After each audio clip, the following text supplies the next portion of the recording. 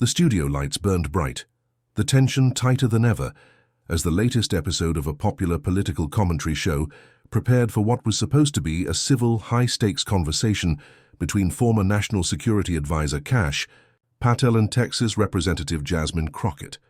Viewers expected friction, but no one could have anticipated the emotional storm that was about to unfold. What began as a measured discussion about public trust and leadership rapidly spiraled into something far more personal and damaging.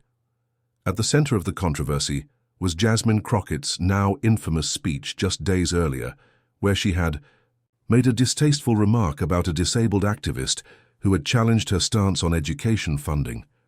The clip spread like wildfire, drawing sharp criticism across party lines. Instead of retreating or apologizing, Crockett had doubled down, dismissing the outrage as manufactured and claiming her words were being taken out of context. But her refusal to acknowledge the pain she had caused only fueled the backlash. Public trust in her was eroding, and this televised debate was her first real opportunity to confront the consequences of her words.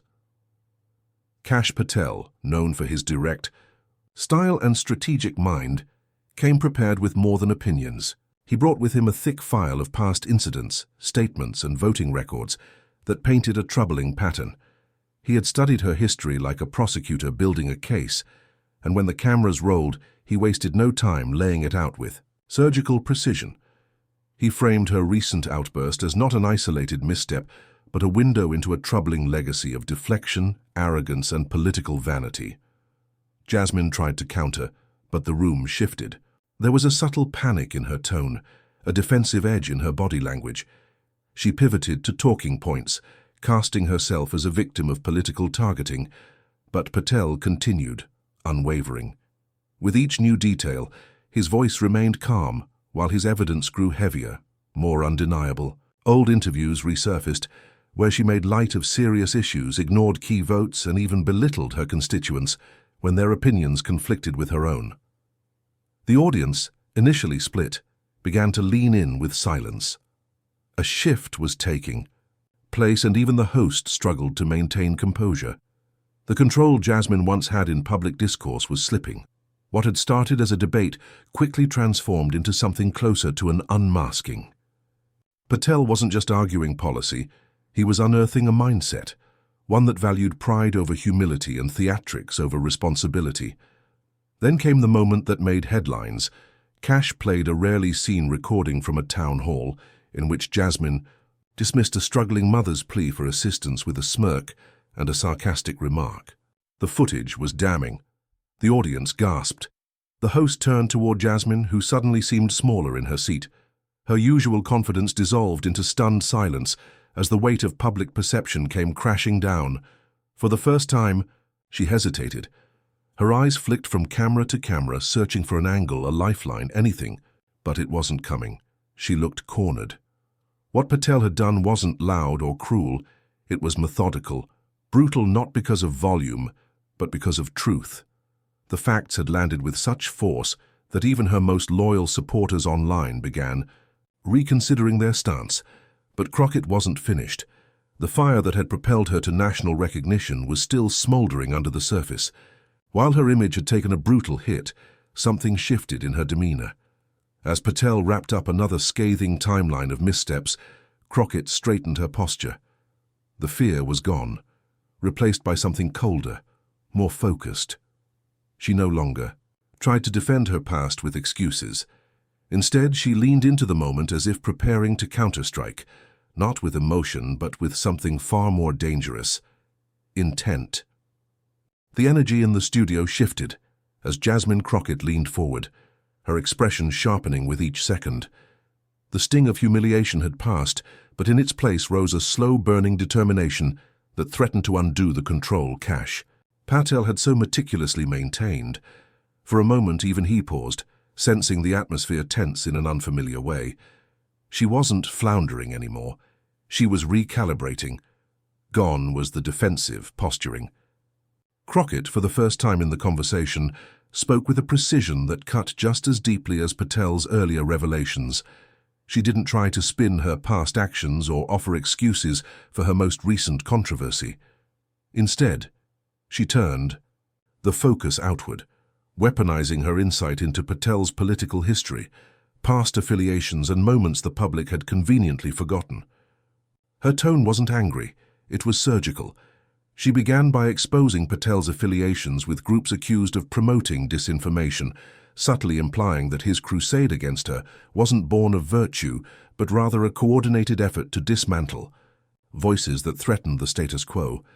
While Patel had come with facts, Crockett countered with context, painting him not as a neutral truth-teller, but as a calculating opportunist who had long learned how to manipulate outrage for political capital. The studio's attention shifted yet again. It was no longer a takedown, it was a chess match. Crockett pulled references from reports that showed Patel's own dismissive moments toward vulnerable communities. She cited examples where he had chosen loyalty over accountability, framing his entire career as one of strategic silence when truth became inconvenient. And as she continued, the studio audience, once in Patel's corner, sat uncomfortably in the ambiguity now taking shape. The host tried to redirect, sensing that things had taken a turn neither side expected, but it was too late. What began as a confrontation had become a clash of reputations. Patel had underestimated Crockett's ability to adapt under fire. She wasn't trying to win approval now. She was trying to remind the audience that no one in politics was without a shadow. Then came the moment that shifted public discourse once again. Crockett brought up Patel's former role in a classified operation, one whose outcome had been praised publicly, but had internally drawn criticism for the human cost. She didn't share classified details, but her implications were enough to rattle the room. Suddenly, Patel wasn't the composed figure dissecting her past. He was the subject of scrutiny, and his silence in that moment was louder than any response. For the first time in the segment, Patel's expression wavered. It was a flicker but unmistakable. He'd walked in expecting to dominate, to end Crockett's political future with a single broadcast. Instead, she had dragged his own legacy into the light, daring the audience to ask why his mistakes were buried while hers were broadcast on repeat. The host, sensing the show was teetering on a precipice, attempted to steer things back into measured debate, but control had long since left his hands. What remained was raw, unfiltered confrontation, each side now armed with the kind of information that could shape or ruin careers. It was no longer about the comment Crockett made, nor the footage Patel unearthed. It had become a war over who truly embodied the very corruption both claimed to oppose, and while Patel regained composure quickly, tightening his jaw and preparing to launch his next volley of revelations, there was no denying that the field had leveled. Jasmine Crockett had not only withstood a public dismantling, she had spun it into a counter-offensive that exposed uncomfortable truths of her own. She had been wounded, but she was far from defeated. The audience at home, watching with a mix of fascination and discomfort, now faced a new question. If both these figures were mirrors of the system they claimed to critique, who deserved their trust? Crockett had just reminded them that no one comes to the table with clean hands. What had started as a strategic exposure now resembled an open political brawl. Neither Kash Patel nor Jasmine Crockett were willing to retreat, and the studio had become a battlefield where the audience no longer applauded. They observed in tense silence, knowing they were witnessing reputations unravel in real time. The host had abandoned his role as mediator. His attempts at interjection now drowned beneath the weight of personal vendettas turned public spectacle. Patel, recovering from Crockett's sharp pivot, pressed forward with new intensity. He didn't deny her claims outright. Instead, he leaned into them, acknowledging that politics was a bloody arena, but rather than defend his own legacy, he turned her tactic back on her, arguing that while his past actions were strategic, hers were performative. He accused her of exploiting social outrage, not to elevate the marginalized, but to raise her own profile. He painted a picture of a leader addicted to applause, one who never addressed consequences unless silence became politically dangerous. The pressure returned to Crockett, but she didn't blink. She had shifted from the defensive to something more dangerous, a woman no longer playing to save her image, but one prepared to burn the room down if it meant dragging her opponent with her. Her voice was controlled, her posture still. But beneath the surface there was fury, the kind that comes from years of being scrutinized for tone, while men across the aisle were praised for theirs. She responded not with a denial, but with a sharp dismantling of Patel's narrative of moral superiority. She listed the communities that had been sidelined by policies he supported. She referenced legislative decisions that disproportionately harmed vulnerable populations. She brought the focus back to real people, those whose names would never trend, but who bore the weight of decisions made by men like him. And with each example she cut deeper, her words now more than defense. They were retaliation, but Patel wasn't finished. He countered with a moment that would dominate headlines the next day. He revealed an unreleased internal staff memo from Crockett's office obtained through a source that showed coordinated efforts to suppress public reaction to her mocking of the disabled activist. It contained strategies for shifting blame, discrediting the individual involved, and leveraging media allies to reshape the narrative. The audience was stunned. The timing of the reveal was devastating. Everything Crockett had built in the previous segment, her strength, her control, her defiance, was suddenly threatened by this document. She hadn't just made a mistake. According to Patel, she had tried to cover it up. Crockett froze. Her expression darkened, not from guilt but from disbelief. She knew what this was. The memo wasn't fake, but it wasn't the full story either. And in that realization, she turned not to Patel, but to the camera itself. For the first time, she spoke directly to the audience, laying out the truth of what the memo was, where it came from, and how it had been distorted. She didn't beg for understanding. She challenged the viewers to stop being spectators in a media war built on half-truths. What followed wasn't a breakdown, it was a breakthrough. Crockett abandoned political rhetoric entirely. She spoke from the place beyond soundbites, addressing her own arrogance, her flaws, her anger, and her mistakes. She owned the fact that she had spoken cruelly in the past. She admitted to failing, the people who needed her to lead with empathy. And then, with quiet clarity, she described what it meant to carry the weight of a constituency while being vilified for every misstep. The room shifted again. It wasn't forgiveness she demanded. It was recognition that no one, not even Kash Patel, rose through the ranks without stepping over someone else's silence.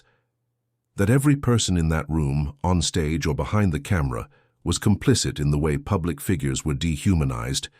The moment they fell from grace, even Patel, momentarily disarmed, hesitated. There was no spin in her voice now, no performance, just raw confession. And in that moment, it no longer mattered who had won the debate. Something deeper had occurred. The silence that followed Jasmine Crockett's confession was heavier than anything spoken that night. It was not the silence of defeat, but the silence that follows truth, unpolished, uncomfortable, and impossible to ignore. The studio, once primed for spectacle, had become a space where power and vulnerability were colliding in real time. Even Kash Patel, who had entered with facts, documents, and a plan, now sat still, watching a political opponent transform under pressure. Crockett didn't ask for absolution, and she certainly didn't offer any to Patel.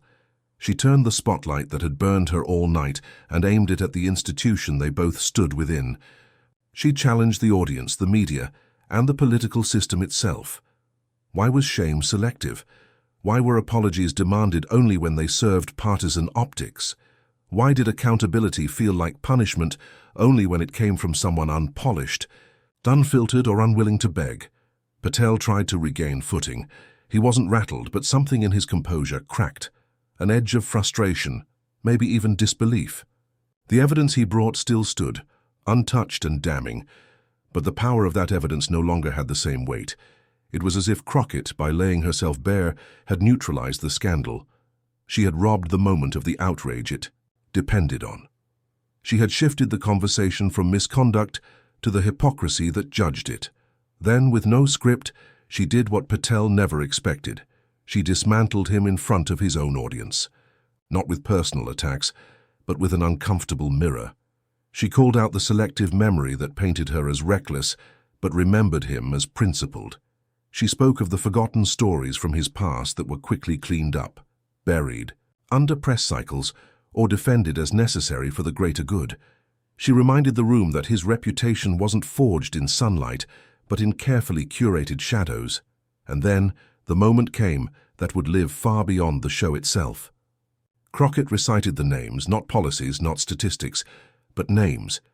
People who had reached out to her office for help.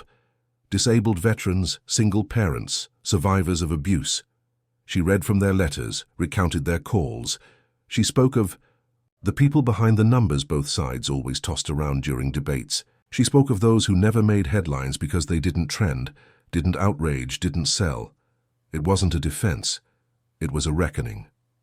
And then she stood up, not because the segment was over, but because she had said everything that needed to be said. Patel watched, unsure whether to respond, counter, or let the moment pass. The host, stunned, gave no cue. There was no dramatic music, no applause, no dramatic cut to commercial. Just a woman, formally cornered, walking away from a political confrontation not as a victor, but as something rarer, a public figure who chose to be human in a space designed to punish vulnerability. The broadcast ended with Patel still seated. The evidence still spread before him, but the conversation had already moved on. Crockett had exposed herself, her flaws, and in doing so exposed something even more profound: how easily people mistake political wins for personal strength. In the days that followed, the footage would be dissected across every network. Commentators debated whether Crockett had saved her career or simply changed the conversation long enough to buy time. But for those who watched the exchange from beginning to end, something had shifted.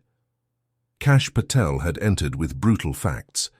He had been methodical, relentless, and precise, but Jasmine Crockett had responded with something even harder to weaponize: accountability laced with reflection. And in the end, while his documents may have spoken louder, her silence at key moments spoke deeper. Her career may never be the same, but it would no longer be defined by a single moment of recklessness. It would be remembered for the night she stood up, faced it all, and made the room remember who they were really judging. And in that final act, she didn't just survive the ambush, she made them question why it ever felt justified in the first place.